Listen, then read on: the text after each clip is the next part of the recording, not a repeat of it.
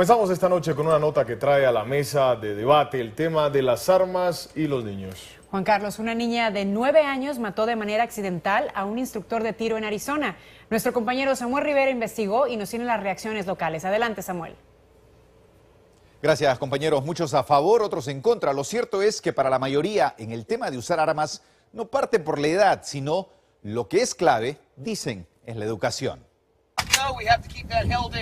Estas imágenes han dado la vuelta al mundo y han conmocionado a Estados Unidos. En este video se ve cómo una niña de 9 años mató de manera accidental a su instructor de tiro en Arizona. La menor disparó una ametralladora Uzi a Charles Baca, de 39 años, en Lake Havasu City. El hombre murió poco después de ser trasladado vía aérea al Centro Médico Universitario de Las Vegas. Este instructor no debió permitir que un menor de esa edad y de ese tamaño manipule este tipo de arma poderosísima. Y es que la polémica se ha desatado. Para otros, no hay una ley federal que impida a un menor estar en ese tipo de prácticas si es que hay un permiso de los padres. Y ese fue el error allí, que el instructor simplemente vamos con totalmente automática sin darle las lecciones necesarias para portar esa arma. El video muestra cómo la instrucción estaba bajo control, con la niña sosteniendo con firmeza el arma y dando en el blanco con la ayuda de Baca.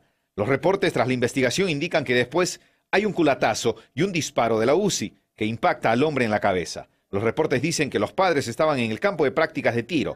La familia era de New Jersey y pasaba vacaciones en esa localidad.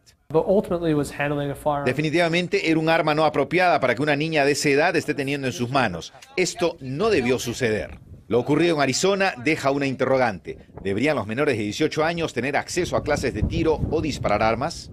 Lo que tenemos que ver es la educación, eso es lo único que deja la educación. Podemos ver a leyes, pero eso no va a prevenir nada. Lo que tenemos que ver es educación.